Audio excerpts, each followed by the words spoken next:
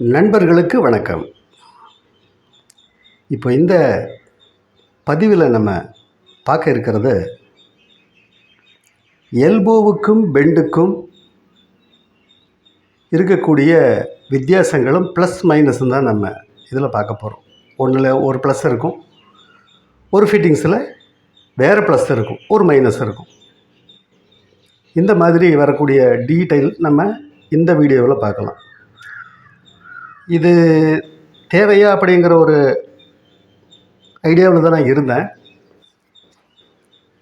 என்னோடய இமெயில் ஐடியில் ஒரு நண்பர் ஒருத்தர் கேள்வி கேட்டிருந்தார். பாத்ரூமில் ஃப்ளோரிங்கில் ட்ராப் லைன் கன்சில்டு பண்ணும் பொழுது, ட்ராப் லைன் கன்சில்டு பண்ணுறோம் இல்லைங்களா, பாத்ரூம் ஃப்ளோரிங்கில் கன்சில்டு பண்ணும் பொழுது ஏன் அதிகபட்சம் எல்போவே யூஸ் பண்ணுறீங்க, பெண்டு யூஸ் பண்ணுறதில்ல அப்படின்னு என்னோடய இமெயில் ஐடிக்கு ஒரு கேள்வி வந்திருந்தது. நியாயம் தானே, நம்மெல்லாம் பார்த்திங்கன்னா எல்போ தானே யூஸ் பண்ணுறோம். அவர் கேட்டவர் வந்துட்டு ப்ளம்பரா இல்லை வேறு யாராவது அப்படிங்கிறது எனக்கு தெரியல. சரி, ஒரு பதில் சொல்லிடலாம் அவருக்கு அப்படின்னு பார்த்ததுன்னா ஒரு வரியில் சொல்லி முடியாது. இதெல்லாம் ஒரு வரியில் அதில் அப்படியே தமிழ் டைப்பிங் பண்ணிட்டு போச்சு அப்படின்னுச்சுன்னா அதில் ஒரு டவுட் வரும், மறுபடியும் ஒரு வரி அனுப்பணும்.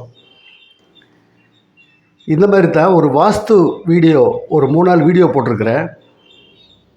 அந்த வாஸ்து வீடியோவில் பார்க்கும்போது ஒரு வீட்டில் எந்த இடத்துல டாய்லெட் வரணும், எந்த இடத்துல பூஜா ரூம் வரணும், எந்த இடத்துல கிச்சன் வரணும், எங்கே தண்ணி தொட்டி வரணும் அப்படின்னு டீட்டெயில் கொடுத்து இந்தந்த மாதிரியெல்லாம் வரணும், செப்டிக் டேங்க் எங்கே வரணும் அப்படின்னு எல்லாம் டீட்டெயில் கொடுத்துருந்தேன். அதனால் இப்படி பண்ணிங்கன்னா தான் நல்லது வீட்டுக்கு அப்படின்னு பார்த்துட்டு என்னோடய அனுபவத்தில் நானே நிறைய பார்த்துருக்குறேன். அப்போ அதில் இதே மாதிரி ஒருத்தர் இமெயில் ஐடியில் ஒரே ஒரு கேள்வி சிம்பிளாக ஒரே வரியில் கேட்டிருந்தார். ரொம்ப ஒரு அருமையான கேள்வி. வாஸ்து என்றால் என்ன? முடிஞ்சது, ஒரே வரியில் கேட்டார். அதான் நம்ம நடிகர் ஒருத்தர் ஒரு படத்தில் சொல்லுவார், கேள்வி கேட்குறது ரொம்ப ஈஸி, பதில் சொல்கிறது இருக்குது பார்த்திங்களா, அது எவ்வளோ கஷ்டம் தெரியுமா அப்படின்னு.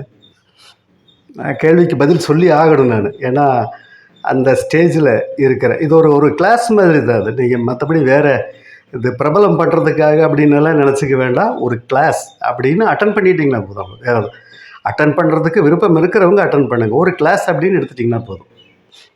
அப்போ வாஸ்து பற்றி அவருக்கு பதில் சொல்கிறதா இருந்தது அப்படின்னுச்சுன்னா ஒரு வரியில் முடியாது.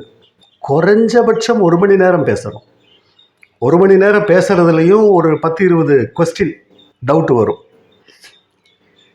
வாஸ்து பற்றி பேசுகிறதா இருந்ததுன்னா, ராமாயணம் காலத்தில் ராமர் சீதா காட்டுக்கு வனவாசம் போய் சீதா காணாமல் போகும்போது ராமர் ஒரு குடிசை போட்டார், லட்சுமணன். அந்த குடிசை வாஸ்து பிரகாரம் இருக்குது அப்படின்னு ராமருடைய சொன்னதாக ஒரு பதிவு இருக்குது. இந்த குடிசை வாஸ்துப்படி இருக்கிறது, ஆகையால் நாம் என்னுடைய சீதா பிராட்டியை நான் விரைவில் கண்டுபிடித்து விடுவேன் அப்படின்னு ராமர் சொன்னதாக ஒரு பதிவு இருக்குது.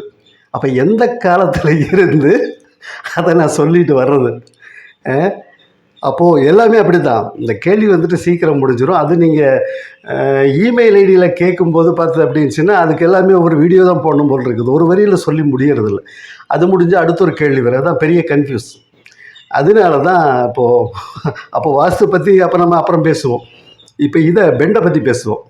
அப்போது பெண்டை பற்றி பேசும்போது பார்த்தது அப்படின்னா, பாத்ரூமில் அவரோட கேள்வி மறுபடியும் ரிப்பீட் பண்ணுறேன். பாத்ரூமில் ஃப்ளோரிங்கில் கன்சில்டு பண்ணும் பொழுது ஏன் எல்போவே உபயோகம் பண்ணுறீங்க, பெண்டு உபயோகம் பண்ணுறதில்ல? இது கொஸ்டின். டீட்டெயில் பார்ப்போமே. இப்போது என்னுடைய கருத்தில் நான் சொல்ல வர்றது என்னென்னா, பாத்ரூமில் நீங்கள் பைப்லைன் ஃப்ளோரிங்கில் ஆனாலும் சரி, முதல் மாடி 2ஆம் மாடி எதில் நீங்கள் பைப்லைன் போடுறதா இருந்தாலும் பைப்பு வந்துட்டு 4 kgf போட வேண்டாம். 4 kgf அப்படின்னு வருது இல்லையா, 4 kgf by centimetre kilogram force அப்படின்னு வரும். ஒரு சென்டிமீட்டருக்கு 4 kgf கிலோகிராம் ஃபோர்ஸ் அப்படிங்கிறது ஒரு அர்த்தம். 4 kgf போட வேண்டாம். 6 kgf ஆர் 10 kgf யூஸ் பண்ணுங்கள். அந்த கன்சில்டுக்கு மட்டும் நீங்கள் ஓப்பன் லைன் வேணால் என்ன வேணால் போட்டுக்குங்க. கன்சில்டு போடும்போது அதே மாதிரி வீட்டை சுற்றி toilet line waste water line போடும்போதும் 4 kgf தயவு செஞ்சு போட வேண்டாம், 6 kgf போடுங்க. அதுவே கம்மி தான். ஆனால் பட்ஜெட் வீட்டுக்காரங்களுக்கு எகிரிட்டே போகும். அதனால் பார்த்தது அப்படின்னுச்சுன்னா மேக்ஸிமம் 6 kgf வாங்கி கொடுங்க அப்படின்னு. ஒன்ஸ் ஆகக்கூடிய ஒரு இன்வெஸ்ட்மெண்ட்டு தான் அது. வந்துட்டு பேஸில் ஆகக்கூடிய இன்வெஸ்ட்மெண்ட்டை வந்துட்டு நம்ம பார்க்கக்கூடாது. அதை பார்த்தோம் அப்படின்னா மறுபடியும் செலவு வச்சுக்கிட்டே இருக்கும். ரைட், அப்போது பைப்பை பற்றி சொல்லிட்டேன். அப்போ அடுத்த பதி எல்போ அல்லது பெண்டு. இப்போ ஒரு பெண்டுக்கும் ஒரு எல்போவுக்கும்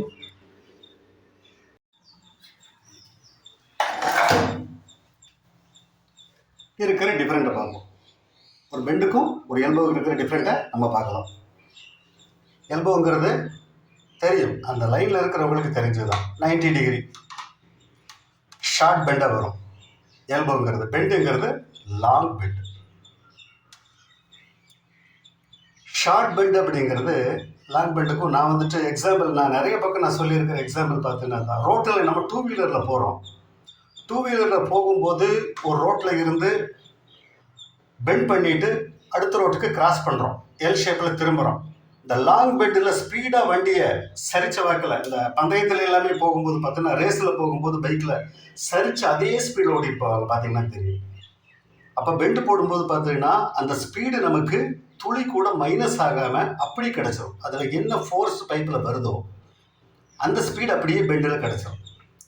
எல்போவில் கணக்கு போட்டு பாருங்களேன், வந்து தண்ணி வந்து ஸ்ட்ரைட்டாக மூலையில் அடித்து மறுபடி திரும்பி இப்படி வரும்போது அந்த இடத்துல குறைஞ்சது 25% நிச்சயமாக மைனஸ் ஆகும். அப்போ பெண்டில் பார்த்தீங்கன்னா ஃபுல் ஸ்பீட் அப்படியே கிடச்சிரும். எல்போவில் பார்த்தீங்கன்னா 25% குறைஞ்சபட்சம் மைனஸ் ஆகும். 75 தான் கிடைக்கும். அதில் 100%னா இதில் 75% கிடைக்கும். இது வந்துட்டு நம்ம அக்ரி விவசாய பூமிகளில் அல்லது வீட்டை சுற்றி இருக்கக்கூடிய மண் தரைகளில், அக்ரி பூமி மற்ற எந்த மண் தரையில் போடும்போது பார்த்து அப்படின்னுச்சுன்னா அதுவும் சப்ளை லைனுக்கு, வெஸ்ட் வாட்டர் லைனுக்கு ரொம்ப கம்மி, சப்ளை லைனுக்கு. இந்த அக்ரி லைன்லாம் பார்த்தீங்கன்னா சப்ளை லைனுக்கு நிறைய போடுவாங்க. பம்பிங் லைனுக்கு எல்லாமே அதை அதிகமாக யூஸ் பண்ணுவாங்க.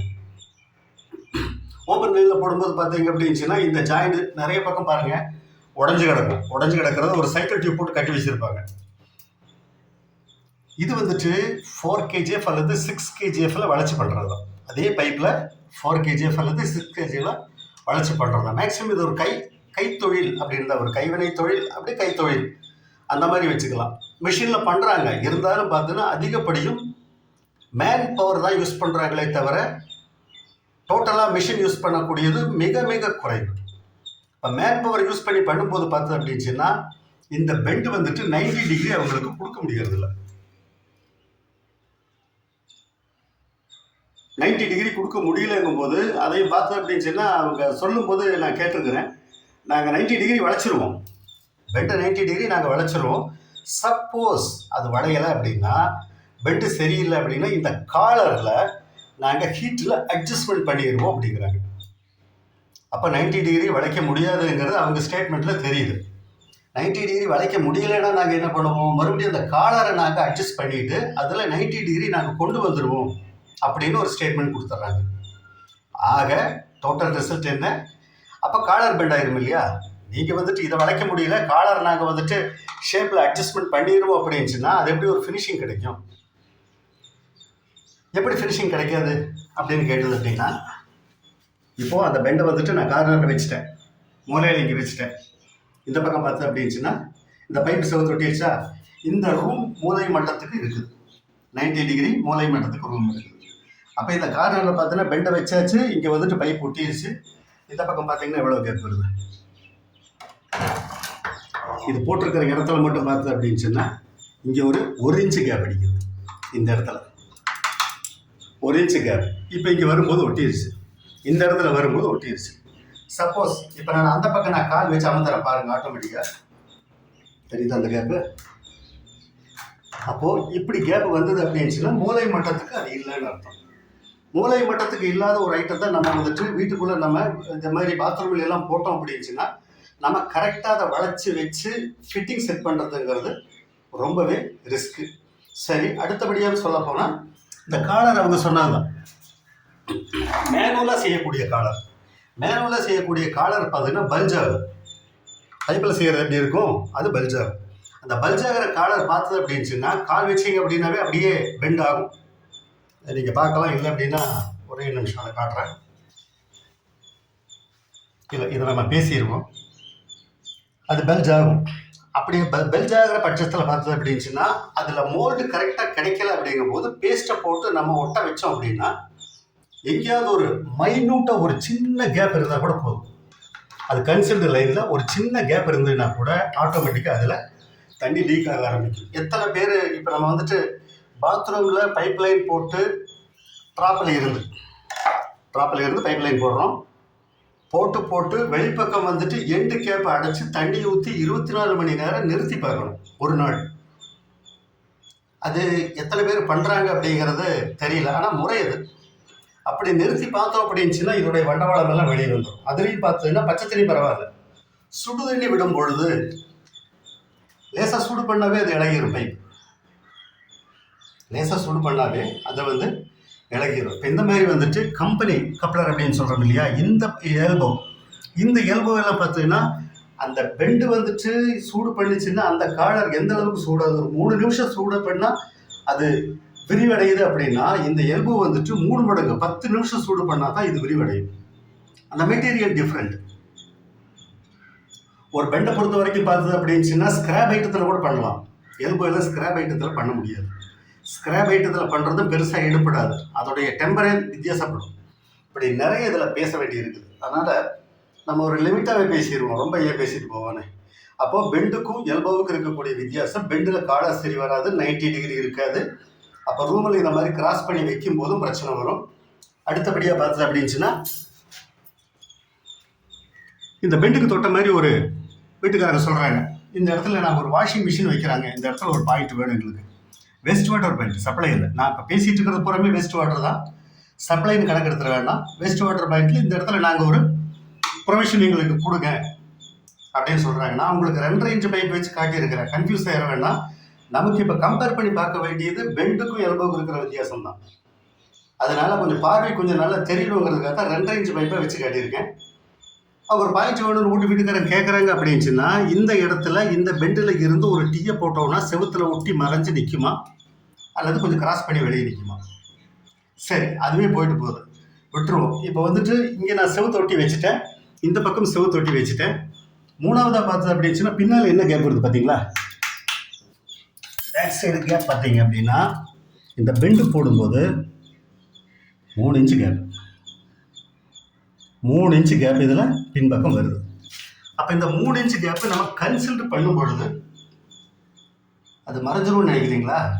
அது மறைக்கிறதா இருந்ததுன்னா பைப் எவ்வளோ தூரம் உள்ள மறைக்க வேண்டியிருக்குன்னு தெரியுமா? ஒரு அரக்கல் செவருன்னு சொல்லுவோம் இல்லையா, 5 இன்ச்சு வால், 4.5 இன்ச்சு 5 இன்ச்சு வால்னு சொல்லுவாங்க. அதில் பார்த்து அப்படின்னுச்சுன்னா இதை மறைக்கிறோம் அப்படின்னுச்சுன்னா அந்த பெண்ட் இருக்கிற இடத்துல மறையாது. அதே சேம் டைம் அது மேலேயே இந்த எல்போ உட்கார வைக்கிறேன். அதுக்கு வித்தியாசம் தெரியும். அப்போ ஒரு எல்போ போடும்போது அந்த 90 டிகிரி கரெக்டாக பார்த்தா 87 டிகிரி தான், 2.5 இன்ச்சில் 87 டிகிரி தான் கணக்கு வரும், 90 டிகிரி வராது. நம்ம பேச்சு வாக்கில் சொல்லும்போது 90 டிகிரின்னு சொல்லிக்கலாம். அந்த ஸ்லோப்புக்காக அவங்க வந்துட்டு 87 டிகிரி தான் கொடுக்குறாங்க.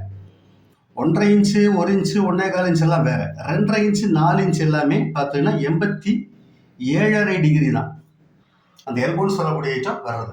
சரி, இப்போ இதை வச்சோம் அப்படின்னுச்சுன்னா பின்னால் எவ்வளோ வருது கேப்?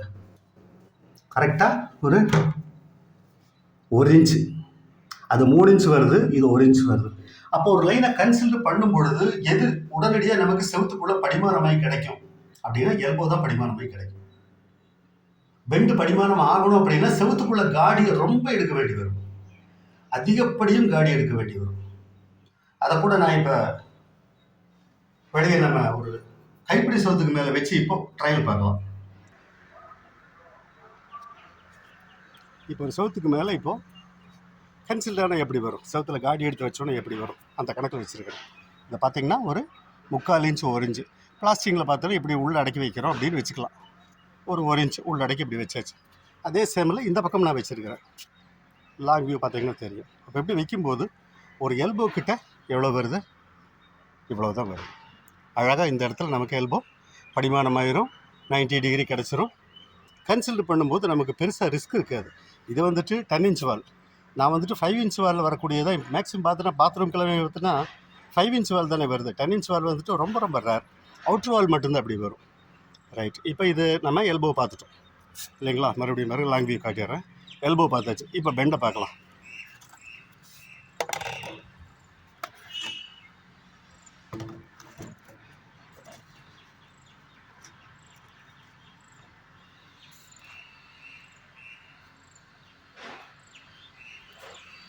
இப்போ பெண்டு வச்சுருக்கிறேன்.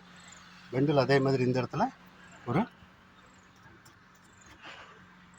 1 இன்ச்சு உள்ள அடக்கி வச்சுட்டுனா வாலில் பார்த்தீங்கன்னா 1 இன்ச்சு உள்ள கன்சில்டாக நிற்கிது அப்படிங்கிற ஒரு இமேஜினேஷன் இதில் வச்சுக்கலாம்.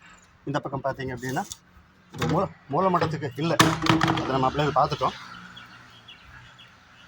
இப்போ இதுவும் பார்த்தது அப்படின்னுச்சுன்னா ஒரு 1 இன்ச்சுக்கு இப்படி வச்சாச்சு. இப்போ இந்த 2 பக்கம் வச்சாச்சு. அப்படி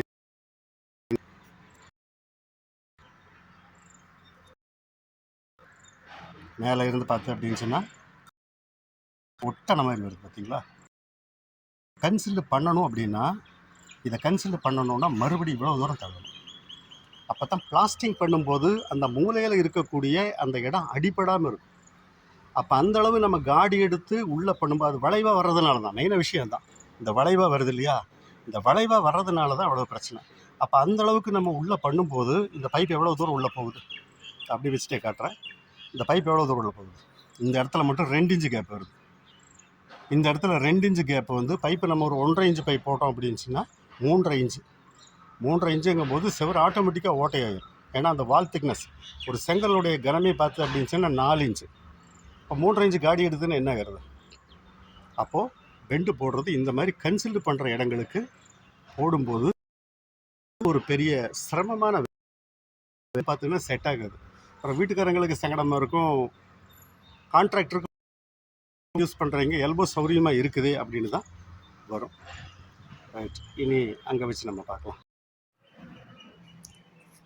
ரைட், இப்போ நம்ம வெளியே வச்சு அதை நம்ம எந்த அளவு கன்சில்டு ஆகுது அப்படிங்கிறத நம்ம செக் பண்ணிட்டோம். ஆக எல்போலையும் பெண்டில் இருக்கக்கூடிய பிரச்சனைகள் இவ்வளவு வருது. இப்போ ஒரு எல்போக்கு தொட்ட மாதிரி அப்படியே பெண்டுக்கிட்ட சொல்லிட்டேன். பெண்டில் வந்துட்டு ஒரு டீ போடுறதுன்னு இவ்வளோ தூரம் தள்ளி வருது அப்படின்னு சொல்லிட்டு எல்போவில் தொட்ட மாதிரி பார்த்ததுன்னா ஒரு டீ போடுறதுன்னா ரொம்ப ஈஸியாக முடிஞ்சு போயிடும். வாலில் இருந்து பார்த்தோன்னா ரொம்ப ஷார்ட்லேயே முடிஞ்சிடும். ஒரு பிரான்ச் போட்டு எடுக்கிறதுனா ரொம்ப ஈஸி, ஆங்கிள் கரெக்டாக கிடச்சிரும். அடுத்தபடியாக பார்த்தது அப்படின்னுச்சுன்னா இந்த காலரை பற்றி நம்ம பேசிட்டோம். இந்த காலரில் பார்த்தது அப்படின்னுச்சுன்னா அப்படியே சொன்னால் நான் இந்த பல்ஜ் ஆகும் அப்படின்னு நீங்கள் பாருங்களேன். இந்த காலர் பார்த்தோன்னா கை வச்சுன்னா இப்படி இப்படி பல்ஜ் ஆகுது இல்லையா? இது வந்துட்டு நார்மலாக பைப்பில் நம்மளே சூடு பண்ணுவோம். நம்மளே அப்படின்னு அந்த டெக்னிக்கல் தெரிஞ்சவங்க யார் வேணாலும் இந்த பைப்பில் இருக்கிற காலரை நம்ம சூடு பண்ண முடியுமா? இதை அப்படி தான் சூடு பண்ணி தான் வச்சுருக்கிறேன். இந்த கருப்பாக இருக்கிறத பார்த்தனாவே தெரியும். அப்போ இந்த மாதிரி நம்ம சூடு பண்ணும் பொழுது பார்த்தது அப்படின்னுச்சுன்னா லைட்டாக சூடு பண்ணும்போதே பட்டுன்னு பைப்பு வந்துட்டு விரிவடைஞ்சிரும். அப்போது 70 டிகிரி அளவில் இருக்கக்கூடிய சுடு தண்ணி அந்த லைனில் டைரெக்டாக வந்தது அப்படின்னுச்சுன்னா அந்த பைப்புடைய தன்மை என்ன ஆகும்? என்ன கேட்டால் இதையே பார்த்தீங்கன்னா எல்லாமே யூபிவிசி போட ஆரம்பிச்சிடும் போல தோணுது. யூபிவிசி சிபிவிசின்னு போட ஆரம்பிச்சுன்னா தான் இதெல்லாமே கட்டுப்படியாக. ஆனால் பில்டிங் ஓனருக்கு கட்டுப்படியாகுமான்னு தெரியணுமில்ல.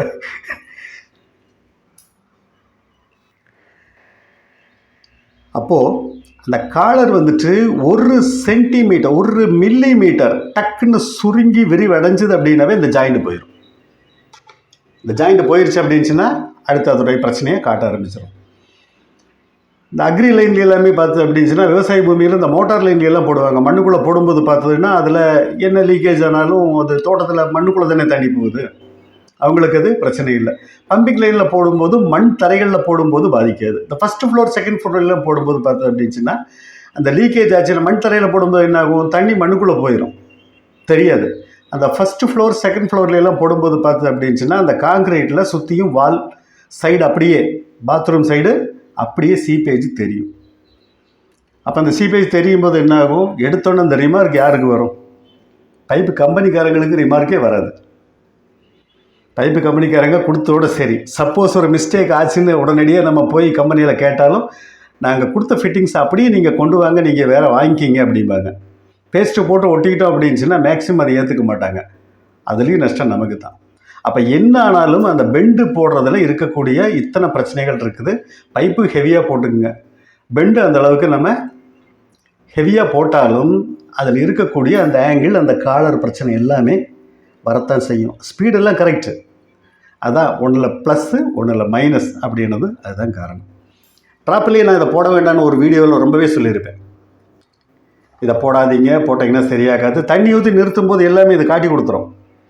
அந்தந்த பிரச்சனை பூராமே வெளியே வந்துடும்.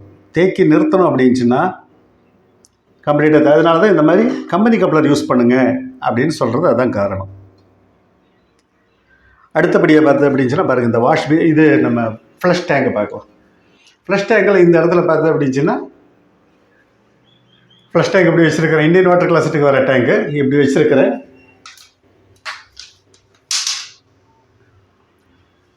இந்த ஃப்ளஷ் டேங்கில் எல்போ போட்டிருக்கிறேன் இல்லையா, இந்த இடத்துல பெண்டு போட்டுன்னு எப்படி செட் ஆகும்? 90 டிகிரி கிடைக்காது. அந்த இடத்துல டிஸ்டன்ஸு ஃபுல்லாக முன்னால் வந்துடும். அதனால் இங்கே நம்ம எல்போ தான் போட்டாகணும். இந்த இடத்துல எல்போ தான் போட்டாகணும். இந்த இடத்துல வாஷ் பேசினில் இல்லை, கீழே எல்போ போட்டிருக்கிறேன். இங்கேயும் பார்த்தீங்கன்னா எல்போ தான் போட்டாகணும். எல்போ அல்லது டீ இது போடலாமே தவிர பெண்டு போடுறதுக்கு இந்த இடத்துலையும் செட் ஆகாது. அந்த 90 டிகிரி கிடைக்கல அப்படின்னா அந்த பெண்டு தப்பு சொல்ல மாட்டாங்க, அதை ஃபிக்ஸ் பண்ண ப்ளம்பர் தான் சொல்லுவாங்க. அப்போ ரிமார்க் யாருக்கு வரும்? என்ன ஃபிட்டிங்ஸு சரியில்லைனாலும் மாட்டின ப்ளம்பர் தான் சொல்லுவோம். உங்களுக்கு தெரியுமில்ல, நல்லா நீங்கள் தானே பண்ணணும் அப்படின்னா அந்த ரிமார்க்கு பூராமே தலையில் ஏற்றி சுமந்து நடக்கிறது ப்ளம்பர் தான், செய்யக்கூடிய அந்த தொழிலாளி தான். ஆகையால் பாத்ரூம்குள்ளே அதனால தான் மேக்சிமம் பார்த்தீங்கன்னா கன்சீல்டு லைனில் எல்போ போடுவது இல்லை. சாரி மறுபடியும் மாற்றி சொல்லிட்டேன் பாருங்கள். பெண்டு போடுவது இல்லை. நான் சொன்னதை நீங்களே அழிச்சிருங்க. பெண்டு போடுவது இல்லை, எல்போ தான் போடுறோம். அப்படி எல்போ போடும்போது தான் நம்ம வந்துட்டு அந்த லைனில் நம்ம கேரண்டி கொடுக்க முடியும். பைப்பு ஹெவியாக போடுங்க. 2-3 தடவை அதே சொல்லிட்டேன். Okay right. இதுதான் எல்போக்கும் பெண்டுக்கும் இருக்கிற காரணம். ஒருத்தர் கேட்ட கேள்விக்கு பார்த்து அப்படின்னுச்சுன்னா ஒரு வீடியோவே போட்டோம் அப்படின்னா இதில் ரொம்ப தெளிவுபட பேசிடலாம். மற்றபடி இதில் வேறு சொல்லுற மாதிரி ஒன்றும் இல்லை. இப்போ இருக்கிற மைண்ட் செட்டில் இருக்கிறத பூராத்தையுமே சொல்லிட்டேன். சரி, வேறு ஏதாவது பிரச்சனைனா நம்ம மீண்டும் அடுத்த வீடியோவில் சந்திக்கலாம். நன்றி நண்பர்களே, வணக்கம்.